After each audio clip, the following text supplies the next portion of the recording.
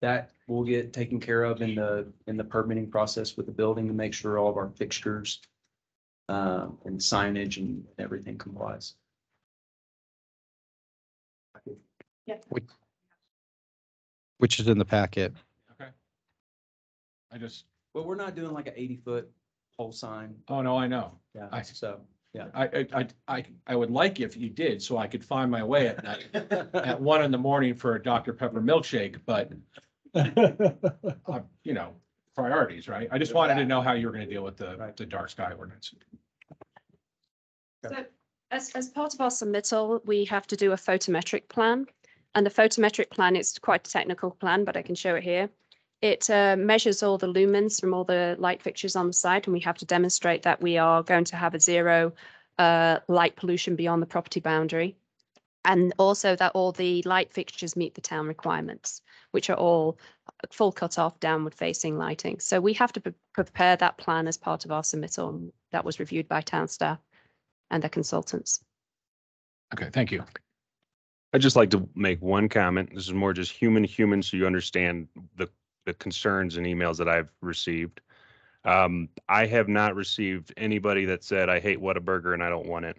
All the concerned emails, which I did get quite a few, are just about all of them are about traffic concerns. And then there were some concerns about just they want mom and pop shops. I know there's only so much that we don't want to regulate every single thing that you guys do. You own the land. Of course, residents want a lot of, mom and pop shops, but just so you understand where at least my knowledge of the concerns from the residents, they seem to really like this project. They're really excited about having more restaurants in this town and more places to go for the people that already live here. Traffic seemed to be the number one concern that I was getting from residents. I appreciate that. And obviously, we did our master traffic study for the entirety of the Monument Junction development, which included assumptions about the amount of commercial traffic, which is consistent with the Whataburger is consistent with those original assumptions. I would say as well, though, while this would be a 24-hour operation, the peak times are for breakfast, lunch, and dinner. So that's when people will be, they will be the peak times for traffic. And those peak times don't always necessarily coincide with the peak times on Jackson Creek Parkway. So I think that's just important to bear in mind that all the different uses peak at different times. Additional questions or comments from the board? Okay, this is a public hearing item, so I will open it up to the public. Would anybody here in person like to speak or comment on this project? Seeing none, Mr. Anderson, do we have anyone online that would like to speak? I see Miss Wagner's hand up. Has that been back up? So it's additional. Okay. Will you move her up, please? Ms. Wagner, when you're ready, you can unmute and make your comment.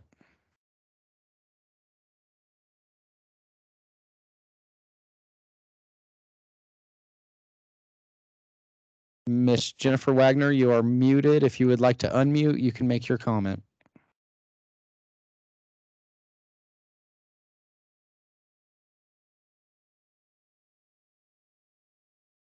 Okay, Mr. Anderson, can you bring KJ Johnson up? Okay, Mr. Johnson, or excuse me, KJ Johnson, you can speak whenever you're ready. Thanks. Not sure I really have a voice anymore, but I would like to add one thing.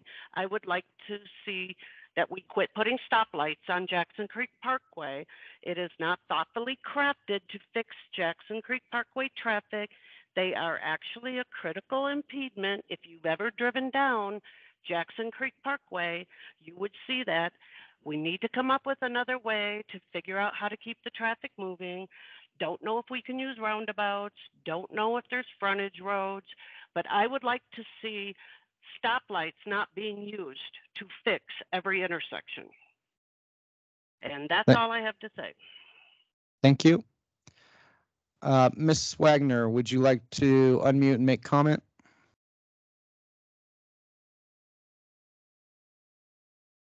Now I see her on here twice. Go ahead, Ms. Wagner. Jennifer Wagner.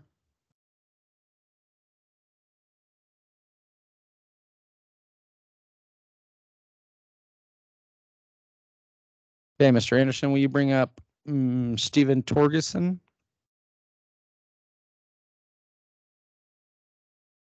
Yes, thank you. Again, Stephen Torgerson at 17577.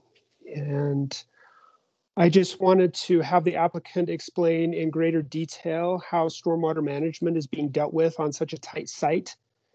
And also I wanted to state that, and I know that this won't matter as we move forward because it's already the way it is, but the dark sky requirements in the town of Monument are antiquated.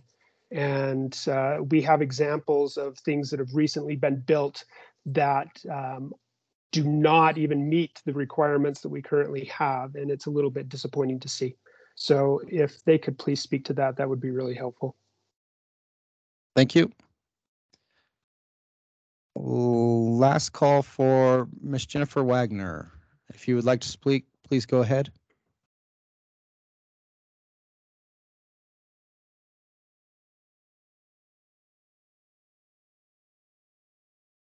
Okay, we will move on.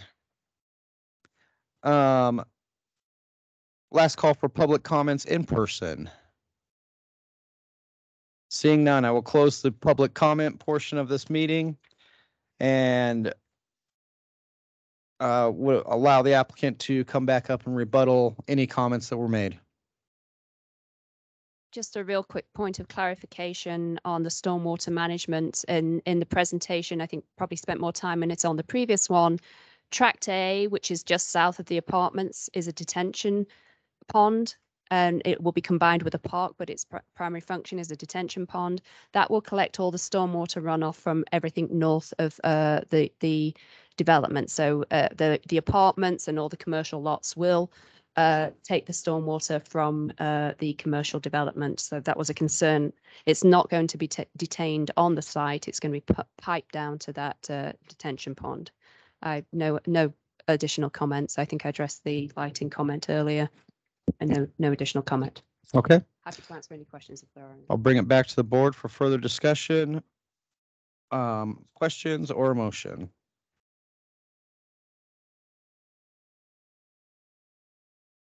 Move to make a motion to approve ordinance number 19-2022, an ordinance approving a preliminary final planned unit development for Burger Works.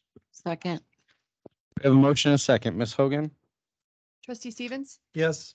trustee LeKind, Yes. trustee Shaning, Yes. trustee Romanello, Yes. trustee Ramos, Yes. Mayor Pro Tem Elliott, Yes. Mayor Wilson. Yes. That motion passes 7-0. That takes us to item 5, public comments for items not on the agenda. Do we have anybody in person that would like to make public comment? Ma'am?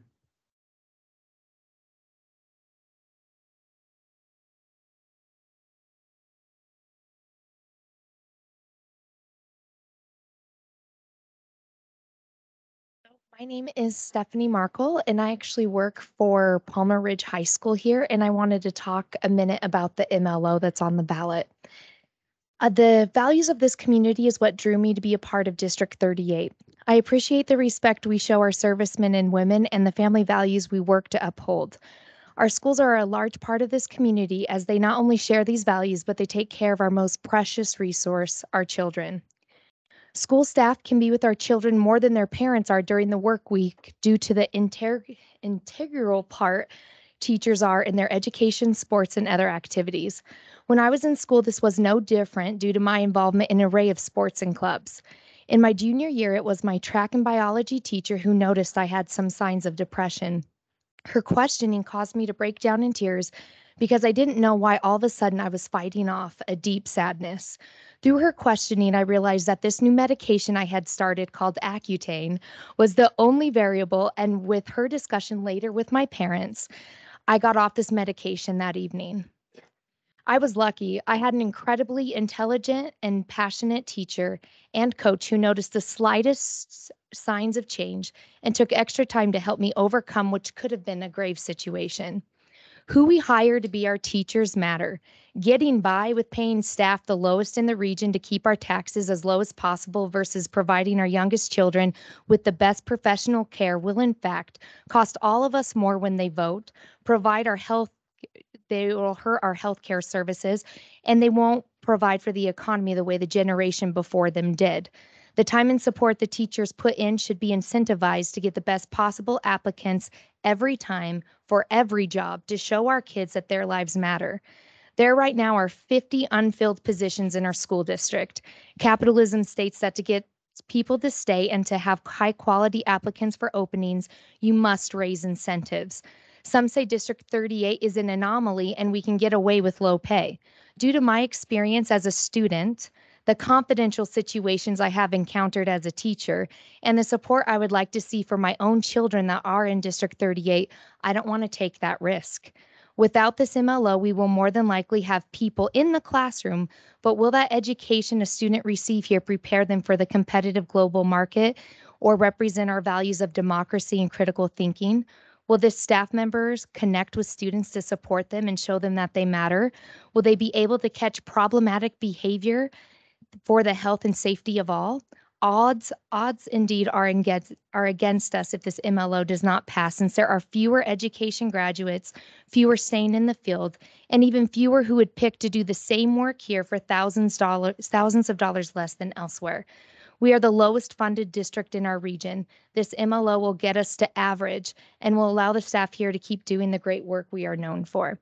I implore you as local leaders to share your support of this local MLO, to give our students an equal opportunity for success in academia. And this comes with investing in our staff to keep them here and encouraging the best from other areas to join our team so we can support our children in every way possible. Thank you. Thank you. Is there anyone else who would like to make public comment, ma'am?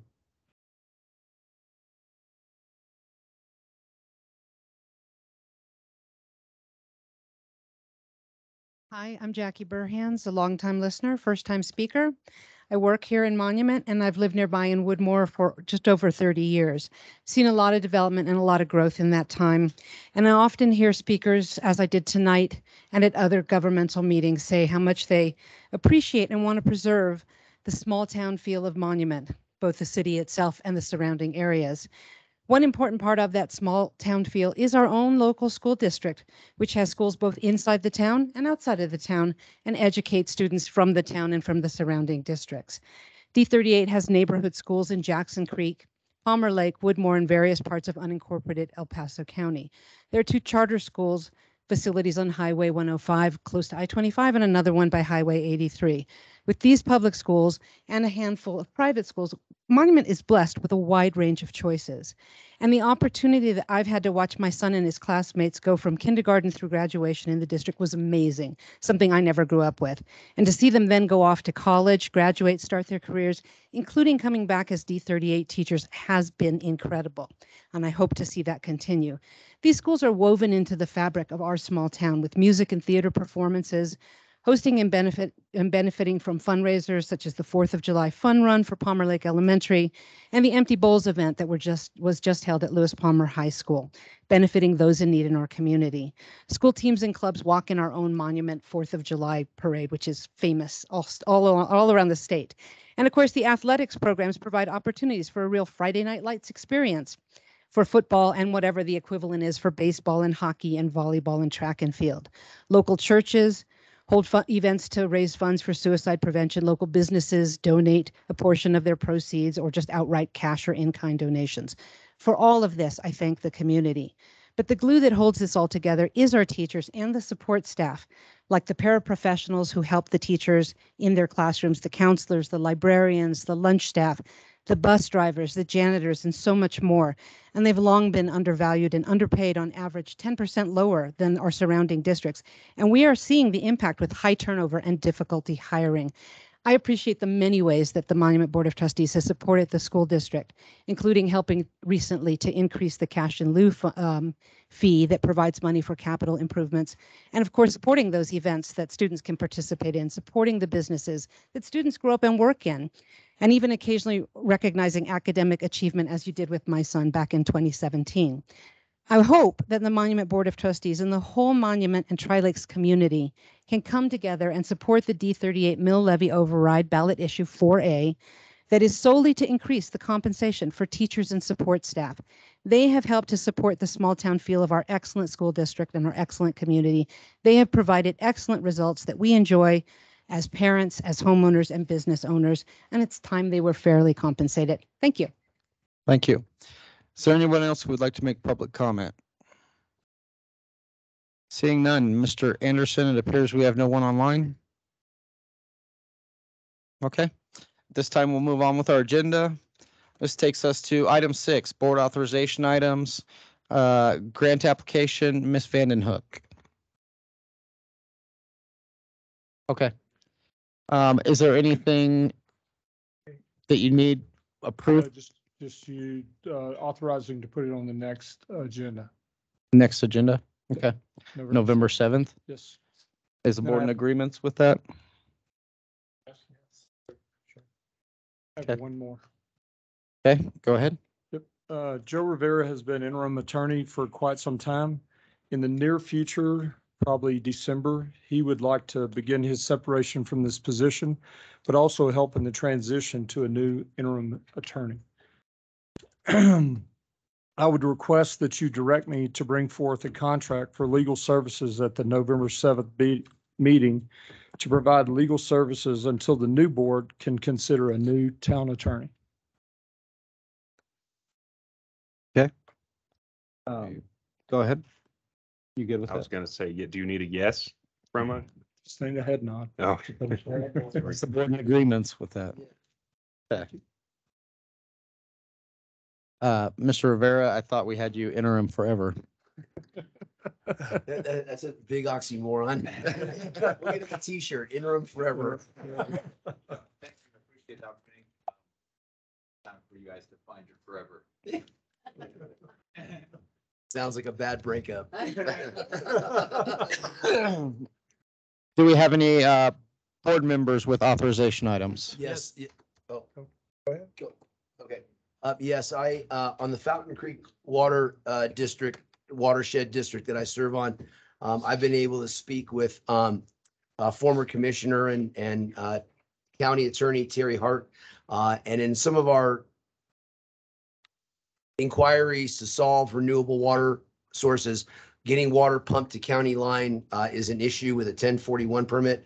I have been able to get contacts that might be able to help us correct that. And I would like the board's permission to give Mr. Foreman and our water attorneys and myself the opportunity to pursue those contacts to see if we can solve that problem, so that if we do need to be able to pump water to county line to solve a renewable water source, we could do so. And I'm assuming you guys will coordinate your own scheduling on this. And Absolutely. I would work with Mr. Foreman and whoever he feels the water attorneys would be appropriate to meet with the Pueblo County attorneys and commissioners to try to hammer that deal out. is the board in agreements with this? Yep. Yes. Okay. Mr. Foreman, are you okay with that? I don't know if you guys had discussed that previously. Okay. Be in touch with you. Trustee Stevens? Yes, real quick, as you guys know, Palmer Lake and Colorado Springs are putting a ballot initiative for marijuana, recreational marijuana on the ballot. Because we border both of these places, I don't think it should go unaddressed by our town. No amount of marijuana use is safe for a developing brain of an adolescent, teens, 12 to 17 who use marijuana are twice as likely to have substance abuse disorders. Colorado teens are more likely to drive after using marijuana than they are after drinking. The high THC potency causes schizophrenia, psychosis, and generalized anxiety. Therefore, I've taken a resolution I've put together, we've put together that's basically what's been passed through school districts and even the city of Colorado Springs. I'd like to submit it for a next meeting. It'll be on the board packet hopefully, and then we can vote on, basically it's a resolution that opposes recreational marijuana and encourages the city of Colorado Springs and town of Palmer Lake to vote no on their resolutions. Is the board in agreement with that? I don't understand Yes. what the specific is of. I appreciate you doing all that work. That's awesome. But what is the specific thing we're voting on? We would So- doing a resolution opposing the retail sale of marijuana in Colorado Springs and Palmer Lake. I don't have any opposition to it. Okay. You don't So, have any opposition to a resolution or any opposition to recreational marijuana? sorry. Thank you for having me clarify. I don't think we need extra regulations on this matter. At first I thought you were saying with children, which I'm absolutely for putting a resolution against anybody under 21, because I 100% agree with you. And I would completely be on board with that. But if it's just in general saying no to the recreational use of it, I wouldn't want to approve that. I That's agree. just I my think personal. this isn't in Monument right now, so I don't know that it's our board's place to use our influence to influence what's going on in neighboring cities necessarily. I think if you wanted to look at a resolution that's somehow related to Monument, but I'm not sure it's the role of our government to support or not support a ballot measure. Even the MLO, that there's some, but I've been very clear that that's something that it's hard to, I don't know if it's right for us to, as a board, publicly support or not support a ballot measure, especially in another city. Well, I think because of the IGA that we have of Palmer Lake, it's very likely that some of those issues will spill over in our town and our police will have to respond. So that's why I was feeling it was necessary for us to speak out. I mean, it's not a regulation, to your point. We're not making any law. It's just a resolution which says that we are, the town of Monument is opposed to these and encourages the citizens to vote no. But in what capacity do I don't know. I just don't know if we have the data or as a government board to tell the citizens in a nearby municipality how they should vote.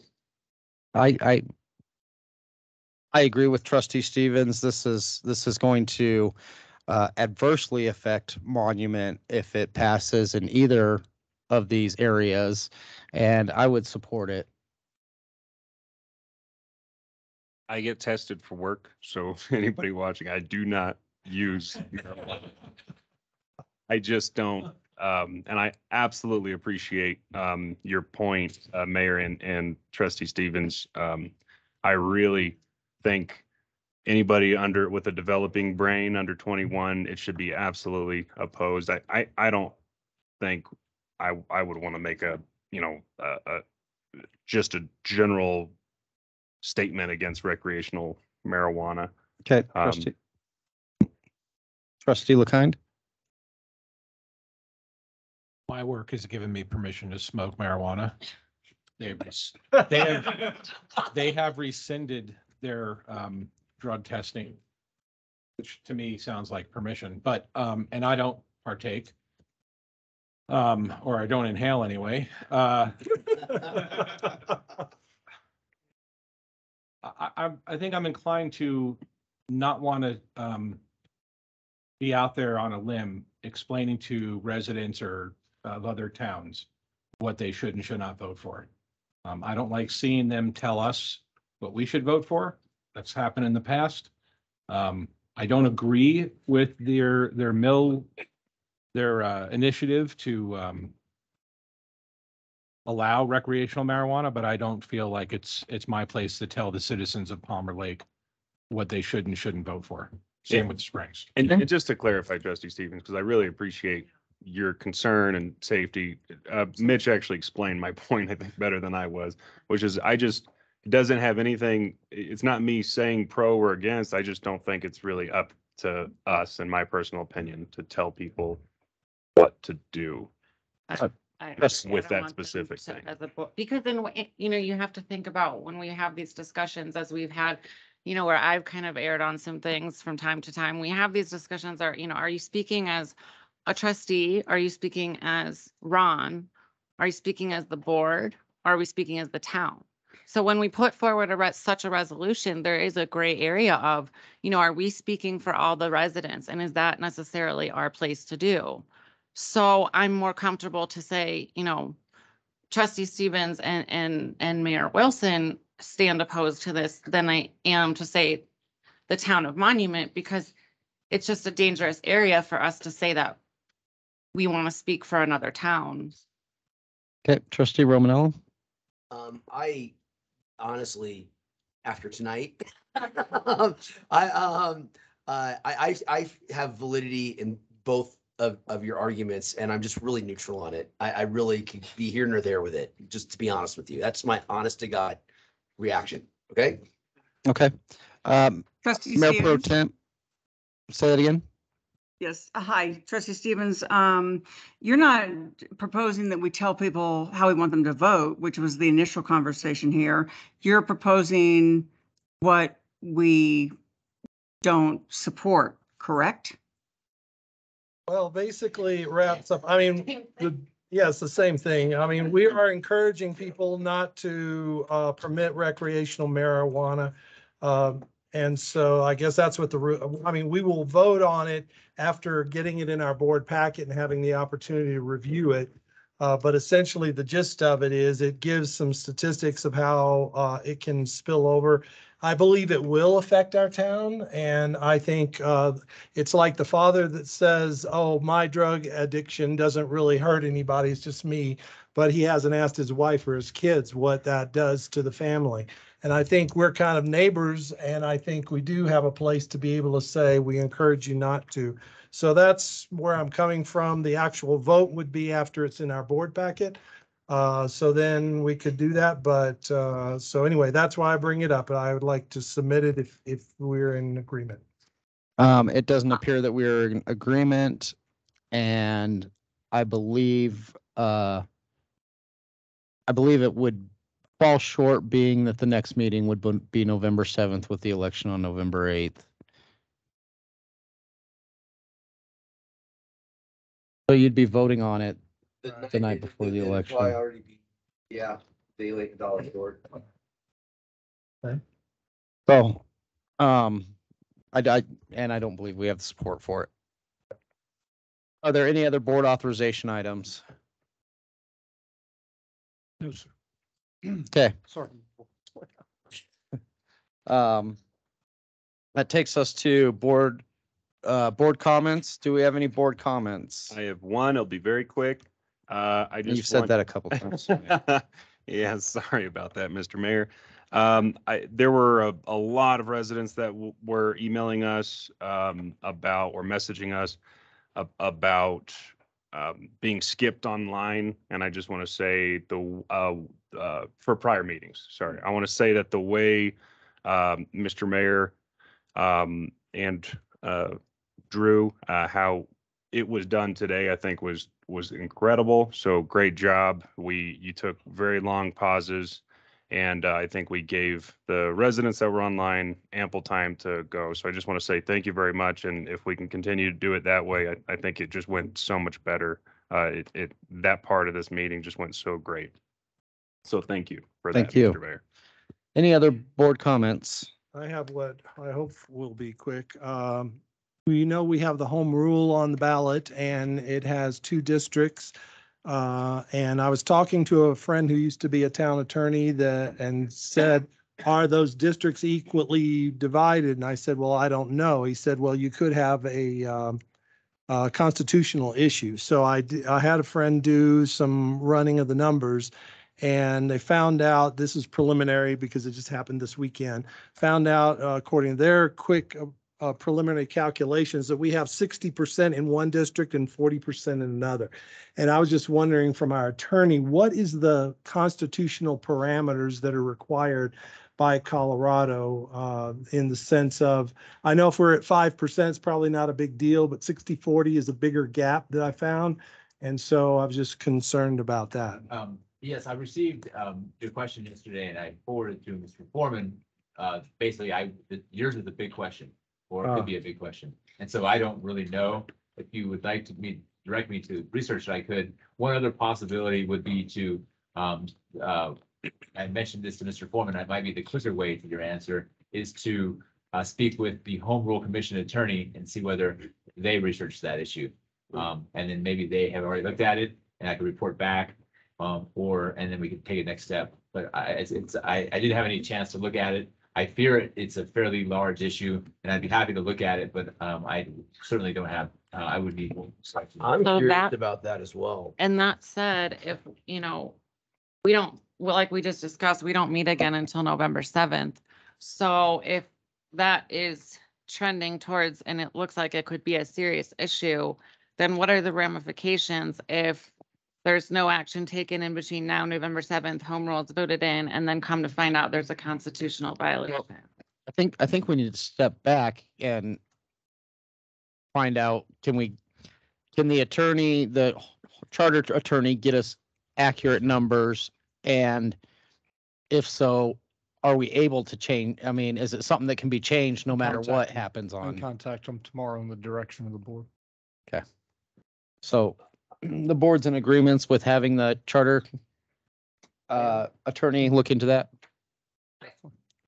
Maybe I've already got it.